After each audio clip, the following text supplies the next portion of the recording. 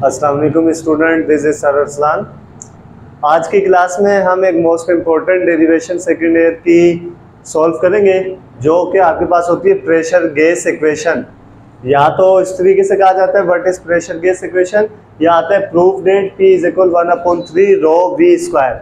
अब यहाँ पर आपको जो P नज़र आ रहा है ये प्रेशर है, रो मीन डेंसिटी और V जो है वो एवरेज वेलोसिटी का स्क्वायर है। याद रखें ये प्रेशर गैस इक्वेशन हमें kinetic molecular theory of gases से आगे की डेरिवेशन है, जो हमें प्रेशर डिफरेंट केसेस में मालूम करने के लिए, डिफरेंट केसेस में प्रेशर के साथ गैसेस का क्या रिलेशन है, इस चीज़ को देखने के लिए हम इस इक्वेशन को यूज़ करते हैं। जिसमें फॉर एग्जांपल के तौर पर हम एक क्यूब बना लें, अगर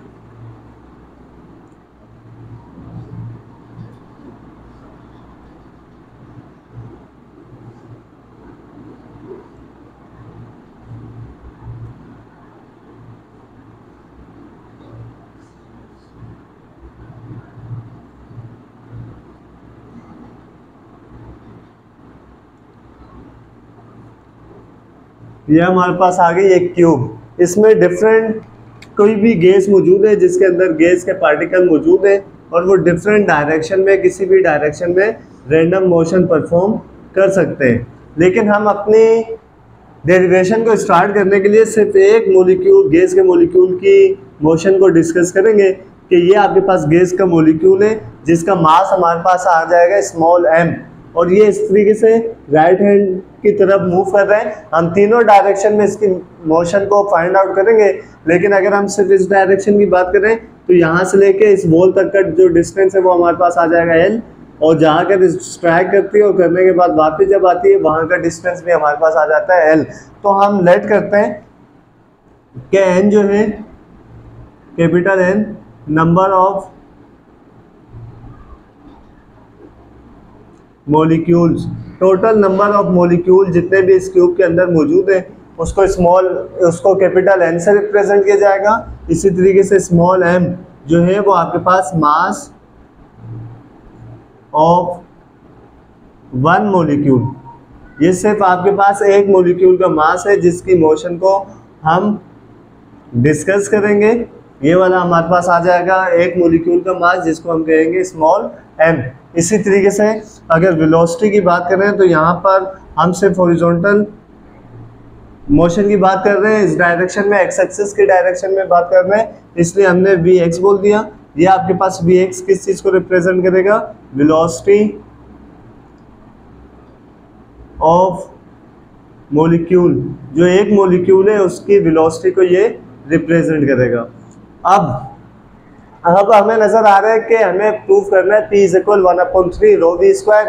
तो हम स्टार्ट करेंगे प्रेशर ही की डेफिनेशन से। प्रेशर की डेफिनेशन सबको याद होगी, we know that according to definition of pressure, pressure is equal force per unit area is known as pressure. P is equal F/A होता है। सबको याद है कि प्रेशर बराबर होता है फोर्स मीन्स F से डिनोट करते हैं upon area, force per unit area is known as pressure. अगर हम इसको इक्वेशन नंबर 1 का नेम देकर स्टॉप करें और यहाँ से वैल्यूज फाइंड आउट करें। अच्छा, यहाँ पर आपके पास यहाँ से लेके यहाँ तक आपके पास अगर ब्रेथ ले लें, इसका डिस्टेंस भी L, इसी तरीके से ब्रेथ इसका डिस्टेंस भी L, और इसी तरीके से अगर हम यहाँ से इसकी हाइट देख लें तो इसका डिस्टेंस भी हमारे पास L से रिप्रेजेंट किया जा सकता है। तो एरिया का तो इस मसला यहीं से सॉल्व हो जाएगा कि एरिया जो है फॉर ए की अगर बात करें कि एरिया किससे डिनोट किया जाएगा, एरिया आपके पास आ जाएगा L square, L multiply by L लिखा जाएगा और एरिया बराबर आ जाएगा आपके पास L स्क्वायर। अब हमारे पास फोर्स की वैल्यू फाइंड आउट करनी है। अब फोर्स की वैल्यू फाइंड आउट करनी है तो इधर रिप्रेजेंट करेंगे कि फोर्स F की बात कर रहे हैं, और F के लिए हम डिफरेंट फार्मूलाज को यूज़ कर सकते हैं, जैसे Newton second law of motion के मुताबिक F बराबर होता है ma के। लेकिन यहाँ पे मोशन की बात कर रहे हैं तो इसीलिए यहाँ पे हम फोर्स की definition in term of momentum use करेंगे। और इन टर्म ऑफ मोमेंटम अगर बात करें तो फोर्स F बराबर होता है delta P divide by T के बराबर होता है delta P divide by T। और डेल्टा P को हम जानते हैं कि अगर चेंज इन मोमेंटम को हम ओपन करके लिखना चाहें तो हम लिख सकते हैं P F minus P I divide by T. ये हम इस तरीके से इसको रिप्रेजेंट करवाया जा सकता है। अगर मज़ीद आगे कंटिन्यू करें, अब हमारे पास पी मोमेंटम का फॉर्मूला हम जानते हैं कि मोमेंटम किसके बराबर होता है, P इज इक्वल होता है mv, product of mass and velocity is known as momentum, quantity of motion in the body is known as momentum. Momentum के बारे में हम पहले डिस्कस कर चुके हैं।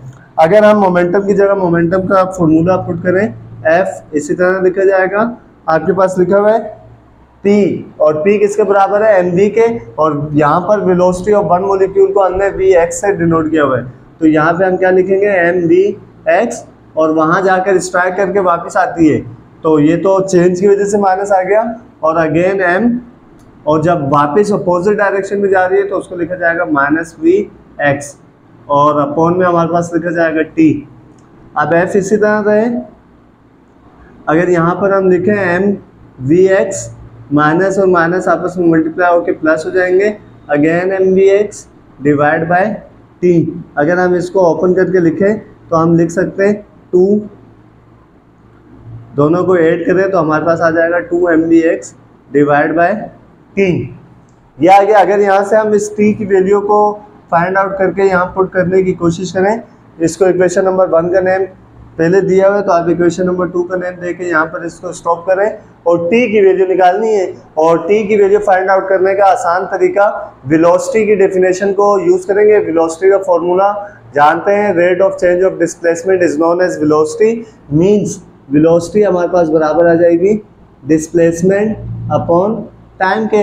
हम यहाँ से t की वैल्यू को फाइंड आउट करना चाहते हैं तो t को पहले अलग कर दिया। अब वेलोसिटी की बात करें, वेलोसिटी ऑफ वन मॉलिक्यूल जो है उसको हमने vx से डिनोट किया हुआ है, तो ये अपॉन में आ जाएगा vx, ये t यहाँ डिवाइड हो रहा था उधर जाके मल्टीप्लाई हुआ, v मल्टीप्लाई हो रहा था इधर आके डिवाइड हो गया, s यहाँ से लेके यहाँ तक का डिस्टेंस l, और यहाँ से इस डायरेक्शन में लेफ्ट हैंड साइड की तरफ जाएगा, वहाँ पे भी उसके जो डिस्टेंस कवर होगा उसको l से रिप्रेजेंट करेंगे।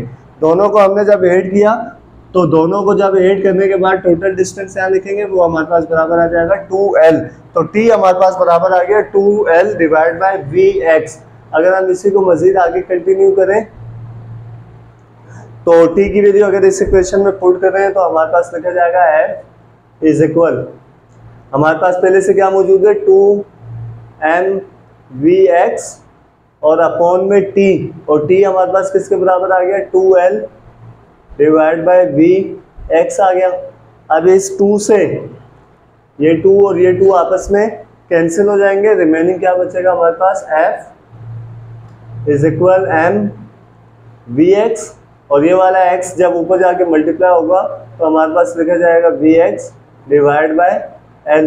तो अगर हम कंप्लीट इसको लिखने की कोशिश करें तो लिख सकते हैं mvx square, base same power 8 power 1 and power 1 add होके विल बी 2, तो ये हमारे पास आ गया mvx square divide by l। अब हमारे पास फोर्स की वैल्यू भी आ गई, एरिया की वैल्यू पहले से हमारे पास मौजूद थी। अगर हम यहाँ प्रेशर वाले फॉर्मूले में पुट करें तो P बराबर आ जाएगा फोर्स अपॉन एरिया, और अगर हम पुट करें P इज इक्वल, फोर्स की वैल्यू क्या आ गई हमारे पास mvx स्क्वायर अपॉन l पहले से मौजूद था, और यहाँ पर एरिया हमारे पास l स्क्वायर के बराबर है, तो यहाँ मल्टीप्लाई की फॉर्म में आ जाएगा l स्क्वायर। तो अब हमारे पास P इंटू mvx स्क्वायर, दोनों को ऐड करें l स्क्वायर और l आपस में ऐड होने के बाद लिखा जाएगा l क्यूब, तो हमारे पास यहाँ फॉर्मूला बन गया P mvx square divide by l cube.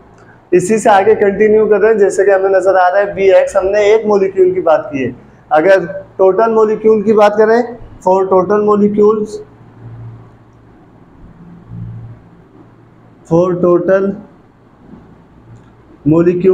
अगर मॉलिक्यूल्स की टोटल मोशन की बात करें तो क्या लिखा जाएगा, तो इसको इस तरीके से रिप्रेजेंट करेंगे P is equal mv1x square plus mv2x square. इसी तरीके से रिप्रेजेंट हम करेंगे एट द एंड n तक, क्योंकि n मॉलिक्यूल मौजूद थे, हमने लिखा m, चलिए लिखा जाएगा m v n x square, और अपॉन में हमारे पास क्या मौजूद है, एल क्यूब। ये इसी तरीके से लिखा। अब मज़ीद अगर आगे हम इसको कंटिन्यू करें तो कैसे रिप्रेजेंट किया जा सकता है, अगर यहाँ से P इसी तरह लिखें और M सब में हमें कॉमन नज़र आ रहा है, अगर M को हम कॉमन निकालें M, तो यहाँ पर क्या लिखा जाएगा, v 1x square plus v2 x square into v n x square bracket close, और यहाँ पर एल क्यूब इसके साथ m के साथ लिखा जा सकता है। बट यहाँ से अगर मज़ीद हम आगे कंटिन्यू कर रहे हैं कि यहाँ पर हमारे पास m मौजूद है, और अगर मोमेंट हमें यहाँ पे डेंसिटी चाहिए फॉर्मूले में, डेंसिटी के लिए मास पर यूनिट वॉल्यूम, डेंसिटी को हम जानते हैं कि डेंसिटी किसके बराबर होती है, डेंसिटी हमारे पास बराबर होती है रो से डिनोट किया जाता है, और ये बराबर होता है मास पर यूनिट वॉल्यूम।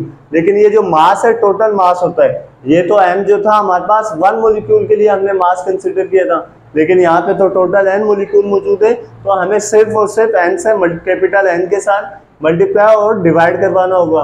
अगर हम यहाँ multiply and divide by capital N करें तो अब हमारे पास देखें इक्वेशन क्या बन जाएगी, P into n m divide by l cube, यहाँ पर n मल्टीप्लाई हो गया। इसी तरीके से पहले से हमारे पास क्या मौजूद है, v1x square plus v2x square, और ये एट द एंड हमारे पास आ जाएगा vnx स्क्वायर, और एट द एंड हमारे पास वहाँ मल्टीप्लाई हुआ और यहाँ n से डिवाइड हो गया। तो अब हमारे पास ये total mass divide by volume आ गया, तो ये आपके पास किसके बराबर होता है, डेंसिटी। तो इसकी जगह डेंसिटी आ गई, और यहाँ अगर आप गौर करें टोटल आपके पास x डायरेक्शन में जो मॉलिक्यूल की मोशन थी और टोटल n से डिवाइड करवा दिया, तो ये आपके पास बन जाती है एवरेज वेलोसिटी। एवरेज वेलोसिटी इन x एक्सिस, इसके ऊपर स्क्वायर आ गया, ये इस तरीके से लिखा जाएगा। एवरेज आ गई x डायरेक्शन की जो वेलोसिटी है, यहाँ आप रिप्रेजेंट भी कर सकते हैं कि vx एवरेज का स्क्वायर जो है वो किसके बराबर है, v1x square plus v2x square into n तक डिवाइड बाय n करेंगे तो आपके पास ये आ जाएगा। उसके बाद ये कंडीशन बन गई, लेकिन यहाँ पर x एक्सिस में तो सिर्फ मूव नहीं करेगा, y एक्सिस में भी मूव करेगा, z एक्सिस में भी मूव करेगा। इसको यहाँ पर इक्वेशन नंबर 1 का नेम दे के स्टॉप करें, और बाकी टोटल अगर हम चेक करें कि वेलोसिटी क्या है आपके पास, किस तरीके से अगर हम देखें तो वेलोसिटी जो है टोटल जो होगी, टोटल वेलोसिटी का अगर हम स्क्वायर निकालें वो x डायरेक्शन में भी होगी और y डायरेक्शन में भी होगी, इसी तरीके से हमारे पास z एक्सिस में भी होगी, तीनों एक्सिस में मौजूद होगी।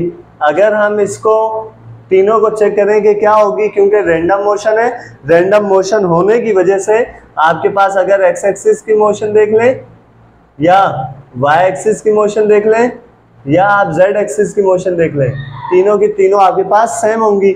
सेम होने की वजह से अगर हम इन तीनों को ऊपर वाले इक्वेशन में पुट करें तो हम लिख सकते हैं v square is equal vx square plus, इसकी जगह भी अगर हम vx स्क्वायर लिखें, vx square into vx square, तीनों को अगर हम ऐड करें तो हम लिख सकते हैं v square is equal 3vx square लिखा जाएगा। यहाँ पर 3 मल्टीप्लाई हो रहा है, अगर उस साइड जाके डिवाइड करें तो हम इस तरीके से लिख सकते हैं vx स्क्वायर, कुछ नहीं मौजूद तो यहाँ पे 1 मौजूद है, 1 divide by 3 into v square, ये आ गया। अब vx की वैल्यू हमें मिल गई, vx यहाँ पे मौजूद है इक्वेशन ए में। अगर हम इसको पुट करें, putting in equation A, putting in equation A, अगर इक्वेशन नंबर ए में हम पुट करें तो क्या हमें रिजल्ट मिलेगा, देखें P इसी तरह था, P इज इक्वल, रो पहले से मौजूद है, रो इसी तरह लिखा, फिर हमारे पास क्या मौजूद है vx स्क्वायर, और vx स्क्वायर हमारे पास किससे रिप्रेजेंट किया हुआ है, किसके बराबर है हमारे पास 1/3 इंटू v एवरेज का स्क्वायर। तो अगर हम 1/3 कांस्टेंट को पहले लिखें तो हमारे पास क्या आ जाएगा, p into 1/3 rho V average का square. This is the final result of the pressure gas equation. Start में आपसे कहा था कि pressure gas equation P is equal 1/3 rho V square.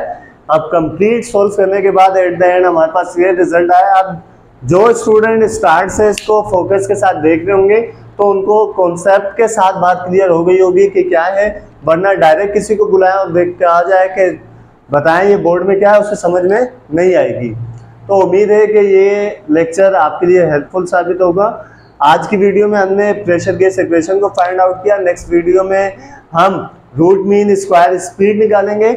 उसके साथ साथ हम काइनेटिक मॉलिक्यूलर थ्योरी मतलब इस प्रेशर गैस इक्वेशन का रिलेशन फाइंड आउट करेंगे टेम्परेचर के साथ कि उसका रिलेशन क्या है। तब तक के लिए अल्लाह हाफिज़।